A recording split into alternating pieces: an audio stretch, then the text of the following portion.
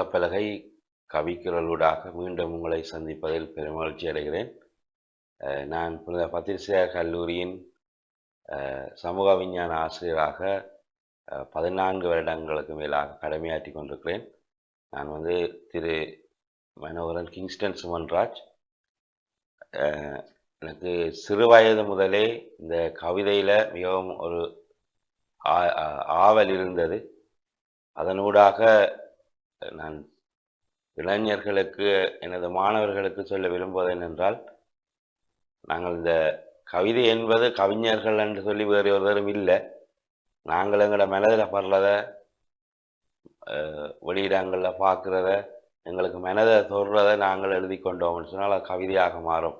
ஏன்னா முந்தி காலத்தில் மரபு கவிதை, ஹைக்கூ கவிதை என்றெல்லாம் இருந்தது. இப்போ புது கவிதைன்னு சொல்லி வந்திருக்கு. நாங்கள் மனதில் தொடுற விஷயங்களை நாங்கள் எழுதிக்கொள்வது கவிதை என்று அதுக்கு அங்கீகாரம் கொடுத்திருக்கிறாங்க.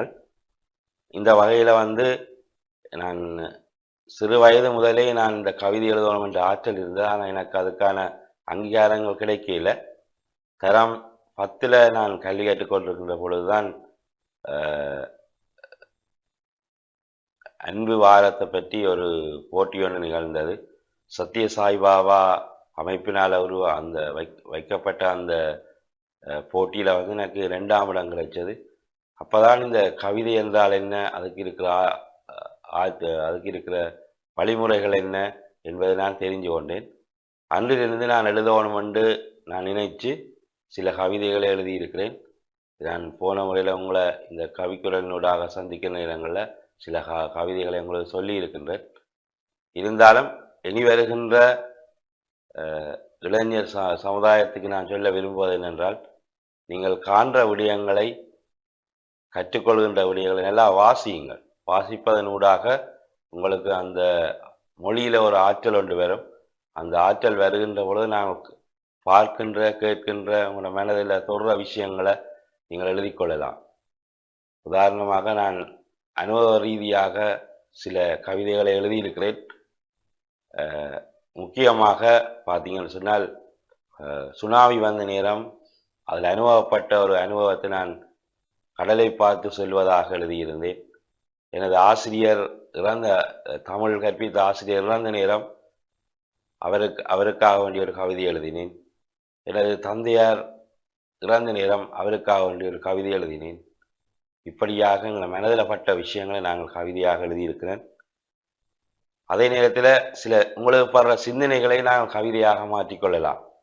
உதாரணமாக, சிரிப்பதற்கு நேரம் ஒதுக்குங்கள், அது இதயத்தின் ஆசை. சிந்திப்பதற்கு நேரம் ஒதுக்குங்கள், அது சக்தியின் பிறப்பிடம். விளையாட நேரம் ஒதுக்குங்கள், அது இளமையின் இரகசியம். படிக்க நேரம் ஒதுக்குங்கள், அது மகிழ்ச்சியின் வாய்க்கால். உழைக்க நேரம் ஒதுக்குங்கள், அது வெற்றியின் விலை. சமுதாயத்துக்கு நேரம் ஒதுக்குங்கள், அது சகாப்தத்தின் எழுச்சி. அவ்வாறு சில சிந்தனைகளை கூட நாங்கள் கவிதைகளாக மாற்றிக்கொள்ளலாம். அதே வேளைதான் கிறிஸ்து பிறப்பு, நாங்கள் கத்தோலிக்கராக இருந்தபடியாக கிறிஸ்து பிறப்பு வருகின்ற நேரங்களில் அதை சிறுவர்களுக்காக வேண்டி சில கவிதைகள் எழுதியிருக்கிறேன். உதாரணமாக, பாடி மகிழ்ந்திட வந்தது மார்கழி மாதம், பாமரர் தாம் மகிழ்ந்து கழித்திட, பாதைகள் பல வகுத்திட, பாவக்கரைகள் அகற்றி ஒளியேற்றிட, பாலகன் இயேசு உதித்திட்ட செய்தியை பாடி மகிழ்ந்திட வந்தது மார்கழி மாதம்.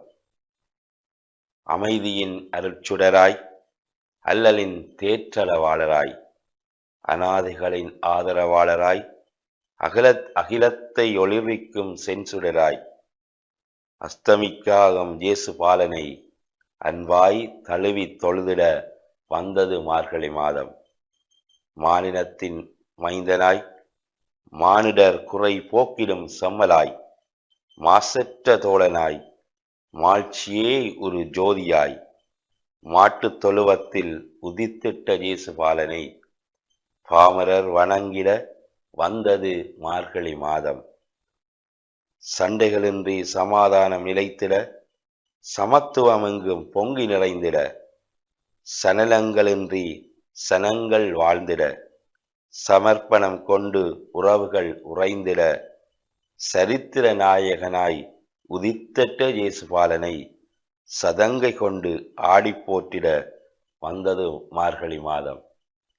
இப்படி இயேசு பிறப்பின்ற இதை பற்றி ஒரு கவிதை என்று எழுதியிருந்தேன். அதைவிட கைக்கு கவிதைகள் பற்றி அதெல்லாம் நீங்கள் இலகுவாக எழுதி கொள்ளலாம். உங்களோட மனதில் பட்ட விஷயங்களை ஒரு 4-5 வரியில் எழுதினாலே அது கைக்கு கவிதையாக மாறிவிடும். ஆனால் அதுக்குள்ள பல பொருட்கள் நிறைந்திருப்பதை நாங்கள் வடிவாக யோசித்து பார்த்தால் அது விளங்கிடும். உதாரணத்துக்கு, சுட்டு விரல், கட்டை விரல், பெருவிரல் இருந்தாலும் கைகள் என்றால் விரல்கள் தேவைதான். அதே போலதான் இந்த மொழியை பற்றி எழுதிக்க ஒரு 3 மொழியையும் சேர்த்து ஒரு கைக்கு கவிதை எழுதினேன். ஆங்கிலம் பேசு அகிலம் உனதே, தமிழை பேசு தலை நிமிர்வாய், சிங்களம் பேசு சிந்திக்க தொடங்குவாய்.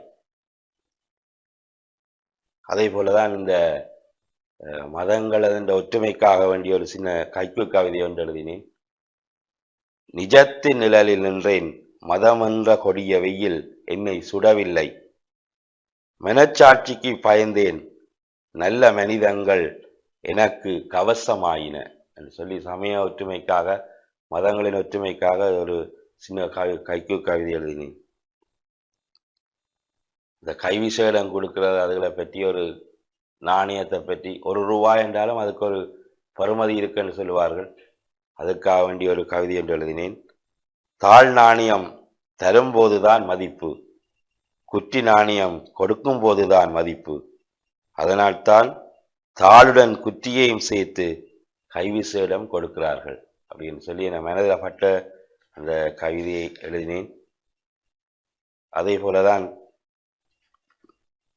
எங்களுடைய வாழ்க்கையை நாங்கள் கண்ணாடி முன்னு பார்க்குற அழகை விட எங்களோட உள்ளத்து அழகை பார்க்கறதுக்காக வேண்டி, எங்களோட உள்ளத்து நிலையை அறிவதற்காக வேண்டிய ஒரு கைக்கு கவிதை எழுதினேன்.